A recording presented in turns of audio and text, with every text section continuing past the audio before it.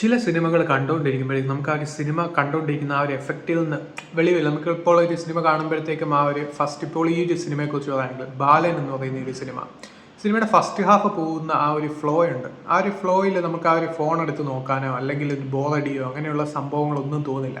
ആ ഒരു നേച്ചറിൻ്റെ കുറേ ഫ്രെയിംസ്, അതായത് ഈ പോകുന്ന ഇവർ അമ്മയും മകനും ഉള്ളതാണ് ഈ ഒരു സിനിമയുടെ മെയിൻ ക്യാരക്ടേഴ്സ്. സോ അവർ പോകുന്ന ഓരോ സ്ഥലത്തോട്ട് നമ്മളെ അങ്ങോട്ട് മാടി വിളിക്കുന്ന പോലെ ആ ഒരു രീതിയിലോട്ടുള്ളൊരു ഫ്രെയിംസാണ് ഈ ഒരു സിനിമയിൽ ഷൈജു ഖാലിദ് സെറ്റ് ചെയ്തിരിക്കുന്നത്.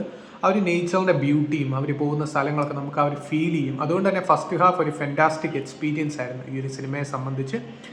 സോ ആ ഒരു ടെക്നിക്കൽ ഡിപ്പാർട്ട്മെൻറ്റ് എൻ്റെയിൽ തന്നെ ഒരു കിടു വർക്കാണ് ചെയ്തിരിക്കുന്നതെന്ന് ഉള്ളതിൽ ഒരു സംശയമില്ല. മ്യൂസിക് ആണെങ്കിൽ ഈ ഒരു സുഷിൻ ശ്യാമിൻ്റെ മ്യൂസിക് എടുത്തു പറയേണ്ട ഒന്നാണ്. സോ ആ ഒരു സംഭവങ്ങളൊക്കെ തന്നെ നമുക്ക് തരുന്നുണ്ട് ഈ ഒരു സിനിമ. സോ ഒരു ഫസ്റ്റ് ഹാഫിലും അമ്മയും മകനും പോകുന്ന ഓരോ സ്ഥലവും, കുറേ സ്ഥലങ്ങളിലൊന്നും അവർ നിൽക്കില്ല. ഓരോരോ പണി ചെയ്ത് ഓരോരോ ജോലിക്ക് പോകുന്ന ഒരു അമ്മയും ആ ഒരു മകനെ നോക്കുന്നതൊക്കെ അങ്ങനെയാണ്. സോ അങ്ങനെ കഷ്ടപ്പെട്ട് ജീവിക്കുന്ന അവർ, പക്ഷെ അവരെക്കുള്ളിൽ തന്നെ കുറേ മിസ്റ്ററിയും പാസ്റ്റും കാര്യങ്ങളൊക്കെ ഉണ്ട് എന്ന് തന്നെ ഓർമ്മിപ്പിക്കുന്ന ഫ്രെയിംസാണ് ഈ ഒരു ചിദംബരം എന്ന് പറയുന്ന സംവിധായകൻ സെറ്റ് ചെയ്തിരിക്കുന്നത്. സോ അങ്ങനെ പോകുന്നൊരു സ്റ്റോറിയാണ് ഈ ഒരു സിനിമയുടേത്.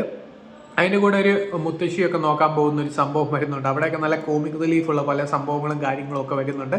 സോ അങ്ങനെ ഫസ്റ്റ് ഹാഫ് വളരെ എൻറിച്ച്മെൻ്റ് ആയിരുന്നു, നല്ലൊരു രസം ഉണ്ടായിരുന്നു ഫസ്റ്റ് ഹാഫ് കണ്ടുകൊണ്ടിരിക്കാൻ തന്നെ. സെക്കൻഡ് ഹാഫിലോട്ട് വരുമ്പോൾ കഥയിലൊരു ഇമോഷണൽ കൈൻഡ് ഓഫ് സംഭവം വരുന്നത് ഫസ്റ്റ് ഹാഫ് ഇൻ്റർവെല്ലിലാണ്.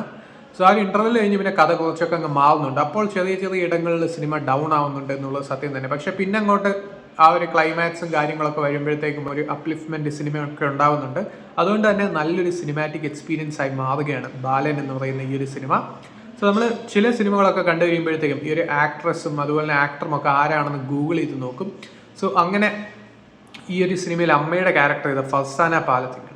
സോ അത് എന്താണെന്ന് വെച്ചാൽ അത്രയും എഫക്റ്റ് അല്ലെങ്കിൽ അത്രയും ഇമ്പാക്റ്റോടെയാണ് ആ ഒരു ക്യാരക്ടർ ചെയ്തിരിക്കുന്നത്. ഈ ഫർസാന പാലത്തിങ്കലും ആദിവിശേഷം എന്ന് പറയുന്ന ഈ ഒരു മകൻ്റെ ക്യാരക്ടർ ചെയ്തിരിക്കുന്ന കഥാപാത്രം, രണ്ടുപേരുടെയും ആ ഒരു പെർഫോമൻസ് സിനിമയുടെ സോളായിരുന്നു എന്ന് പറഞ്ഞാലും തെറ്റില്ല. കാരണം ആ ഒരു രണ്ട് ക്യാരക്ടേഴ്സും വളരെ ഇമ്പാക്ട്ഫുൾ ആയിട്ടാണ് പ്രസൻറ്റ് ചെയ്തിരിക്കുന്നത്. ആ ഒരു ഇമോഷണൽ കോഷ്യൻ്റ് നല്ലപോലെ വരുന്നത് ആ ഒരു ക്യാരക്ടേഴ്സിൻ്റെ പെർഫോമൻസ് കൊണ്ടാണ്.